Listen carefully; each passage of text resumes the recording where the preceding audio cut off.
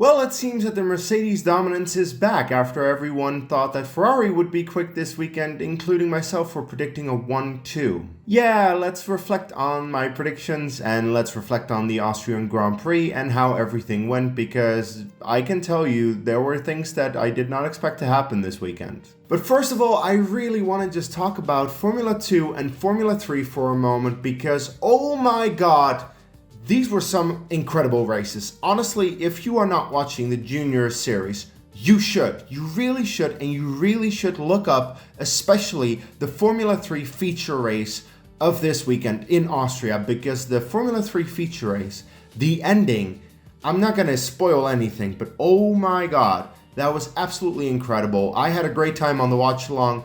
And I think that anyone who is a fan of Formula 1 should watch the Junior Series, not just because it's great racing and it often produces better racing, more exciting racing than Formula 1, but also these are the drivers that will be in Formula 1 one day. Now, sure, not all of them, but some of them will definitely be. Some of them have that talent, and that's why I want to watch these series, because I know that these drivers will one day amount to something in Formula 1. And as I said, the racing, I'm not going to say anything else, just look up the races, just believe me, it's amazing. Now, second of all, I want to go back to Saturday for a moment, the qualifying. I already ranted about the end of qualifying on my watch along for a moment, but I'm still mad that Russell got pole and the stewards didn't really seem to do much about it, or the race directors. And what's worse is that as a result of Russell getting pole, he probably got the win. If things had played out slightly differently in qualifying, then Russell wouldn't have gotten pole, someone else would have been there with him, and I just don't think it was handled particularly well, mostly in regards to the race directors, because usually when there's a crash like that, you get double waved yellows, not the single waved ones that we got this time, or you get a red flag, completely just shut, like no way that anyone is improving after that. So I was very much under the impression that, oh, Max has crashed, well, this is done now, and then it wasn't. And it's still a controversial topic that I am sure people are going to talk about for a very long time. And that's why I'm still talking about it, because I don't agree with the stewards' decision. It very much reminded me of Michael Masi in 2021, where they chose spectacle over following the rules. And whenever they do that, I mean, we know what happened in 2021. Michael Masi got fired because he chose spectacle. And now we again have race directors just going for spectacle over following the rules, where I'm just like, this is not how Formula 1 should be. We should respect what is happening. If someone crashes in a high-speed crash, you should do everything to make that safe. So that is what I have to say about that. Also, before I really get into the race recap, I just want to mention the drone shot of the drone flying overhead between turns 4, 5, and 6. Oh, what a shot. What an image. I don't know whoever is responsible for making that drone shot happen, but whoever you are, yes, thank you, you're awesome. That was an amazing shot for pretty much the entire weekend. Now let's get into the race review, because this race was a little different than how people thought it would go. A lot of people did not think that Mercedes would be able to deal with the heat, including myself. So that's one of the predictions that's just wrong. Ferrari won too, wrong. Why did I think that Ferrari would be this quick? I was thinking that based on Barcelona, because Lewis Hamilton won the race, but then I have to remember that Barcelona and Austria are very different tracks from one another. So I suppose that's where I had to adjust my expectations a little bit.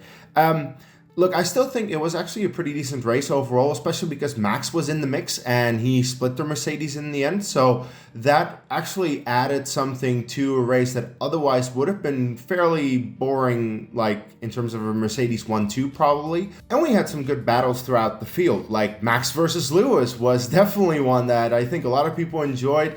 I also very much enjoyed Oscar's comeback from the back, because he qualified in 7th, he finished in 4th. He was definitely fighting a couple of cars, and he said after the race that he enjoyed fighting, so that was good on him. Hadjar was also making some moves, and I was actually quite impressed by Hadjar this weekend. So in that regard, there were still quite a lot of battles. This is at the front, also towards the back. I don't remember exactly who was fighting who, more so in the midfield, but I definitely remember throughout most of the race there were people battling one another so that it could keep me entertained for most of it. And even if there weren't necessarily battles going on, there was still a part of strategy with, people pitting at a different time, coming in earlier, going in later, that kind of stuff. So all in all, this race had enough to keep me invested all the way through the end, especially when, Max was closing down on George and Kimi was closing down on Max even harder. So that was definitely good to see. But as I said, none of it went as I expected, because I expected quite a different race with quite a different result. Because, I made a couple of predictions last week. Now let's look at how I did with those predictions. I will say, the top 3 in qualifying was really close, because I said George Russell first, correct. Charles Leclerc second, correct. And then I said Kimi Antonelli in third, he was fourth, it was Lewis. That was close, that was extremely close, so that was actually a good prediction, but don't worry, I'm usually wrong with these things. Let's look at my race predictions. This is where it goes downhill, because I said that Ferrari would get a 1-2. I will say, I have no idea where Ferrari's pace went, especially Charles Leclerc. Charles started the race in second and he finished 8th. He dropped like a stone throughout the field. I'm just like, Charles, what happened to you? He did such a great qualifying, placing in second ahead of his teammate, actually only being just a little bit off of Russell, and then nothing in the race, just dropped back. Was it a case of a bad strategy, or didn't the Ferrari have any pace? But that's also weird, because Lewis was actually in a good position up until the pit stop fucked him over. And yes, I'm gonna 100% blame that on the pit stop during the VSC where they put him on softs. Why in the hell do you put him on softs? If you put him on a hard tire, then maybe he's able to make the end of the race from that point on, even though he had pitted fairly recently for a set of hards, and that was not really the right time. But of course, you want to take some advantage of that VSC pit window. So I understand why they wanted to do something a little different, but don't put him on a set of softs knowing he has to pit again, knowing he will drop back behind several cars. That was just not the right decision to make. So Ferrari was Ferrari, and that fucked over my 1-2 prediction for them, right?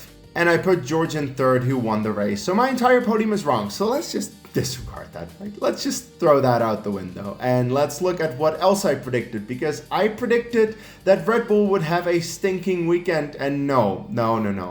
Red Bull had a good weekend. Red Bull had a great weekend, I would say, considering that Max was second, only 1.5 seconds behind George Russell on the finish line. It's like, if Max had not crashed in qualifying, then he probably would have stuck it on the front row and he probably would have won the race. That is something crazy to think of, that Max could have potentially won this race, even with a slightly different strategy. I think they left him out a little bit too long on those tires. If they had pitted him 1 or 2 laps early, he would definitely at least have been in for a shot to win that race against Russell at the very end. But Max had a great race, finishing second, his best of the season so far. Hadjar, as I said, had a good race, finished 6th. That's a solid result. And it actually seems that the second Red Bull might not be cursed anymore. Is that true? Is it actually happening? Is it actually the case where both Red Bulls are now able to consistently get good points finishes? Not just Max. We'll see about this. But Hadjar, commendable job. And that was very wrong for me to expect that the home heroes would not do well here. Then I made some midfield predictions, and I only mentioned Alpine. That's literally why it says mention, because I never really expected Alpine to do well here, even though, of course, they have been good in recent races. I was like, I don't think Austria suits them particularly well, and I was right about that.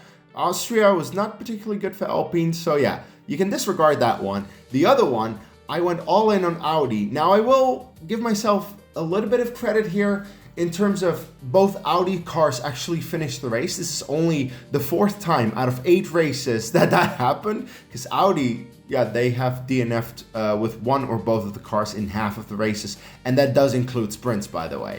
Like also in 2 out of the 3 sprints we've had so far, they DNF'd. So the fact that they actually finished both cars in 11th and 12th is pretty commendable, but I said double points and that was not double points, so no.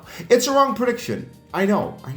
Now I do want to make myself feel just a little bit better about my prediction, so I'm actually going to include my F1 predict predictions from the F1 website because I did these before qualifying started and I was pretty right about most of it. I was also very wrong because my podium prediction was absolutely terrible. I said Kimi would win. He was on the podium, but no. Oscar second, no. Lewis third, no. So not a great start. But I did say that George Russell would get pole position, so that is some points. Now, this was very much a coin flip between Lando and Max. I said Lando would qualify higher, but it was Max. Oh, well, what are you gonna do?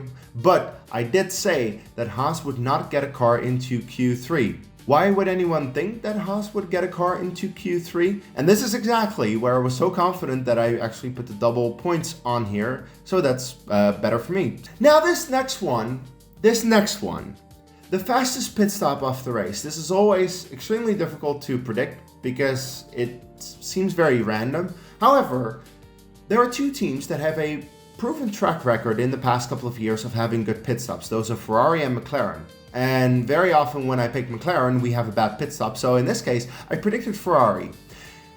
It was Racing Bulls who got a fast pit stop. Now, I never heard of Racing Bulls getting a fastest pit stop, but in this case they did have it. You know who was second? Ferrari. You know what the gap was. I saw the gaps. It was 0.02 seconds. Ferrari was 200ths slower than Racing Bulls' fastest stop. That is insanely close. The fact that Ferrari was so fast and still was beaten by a Racing Bulls, that's nuts to me. So, you know, I have to take the L, but oh my god, I was close here. Anyway, another prediction was, will the VSC or safety car be deployed within the first 10 laps? We only had a VSC like halfway through the race when Carlos stopped, and that was it. I was honestly surprised by this because every single race in the Junior Series, Formula 2 and Formula 3, all of them had a first lap safety car. But no, Formula 1 is like, we're gonna behave, we're gonna be clean. Oh, come on. But then these last four are excellent because out of these four, I needed to predict who would be ahead, and it was Lawson. So I got that one correct. This one I thought was fairly easy. Hadjar has to finish in the top 10, but not on the podium. So yeah, makes sense. But then fastest lap, Kimi Antonelli. He does have a knack of getting fastest laps. He's been getting a lot of them in a lot of races so far this season. But yeah, this was a good prediction. And then finally, I will say this was a bit of a gamble. I said that George would be ahead in the championship between him and Lewis. And of course, he was 9 points behind. But he jumped ahead. So that actually gets me some more points. So yeah. Now, am I saying all of this because this is much better than my actual predictions that I made last week? Yes, I am. Am I sometimes also neglectful of F1 predict when I do poorly? Yes, I am. I'm a hypocrite, okay? Sue me. Anyway, in the end, I enjoyed the Austrian Grand Prix, and well, I got some predictions wrong, I got some right, but it was a good race weekend, especially for the Junior Series. Again, go watch those. They're seriously great races, and you will see the people who are going to be in F1 one day. So I would highly recommend watching F2 and F3. I do watch-alongs for these every week. Every single time that there is Formula 2 or Formula 3, I will do watch-alongs for those races. So you can watch it along with me if you're interested in that. And yeah, that is about all I have to say. So let me know what you thought of the Austrian Grand Prix. What are your thoughts on my predictions? How wrong was I? Let me know how wrong I was, because I know I was wrong with a lot of these. But let me know in the comments below. Tune in tomorrow for my British Grand Prix predictions, which I cannot wait to be wrong yet again, right? Because it is already race week again. We have a double header. We're jumping right into the British Grand Prix. So check that out tomorrow on this channel. Subscribe to it if you're not subscribed yet. And of course, leave a like on the video. It really helps me out. And up until my next video, take care.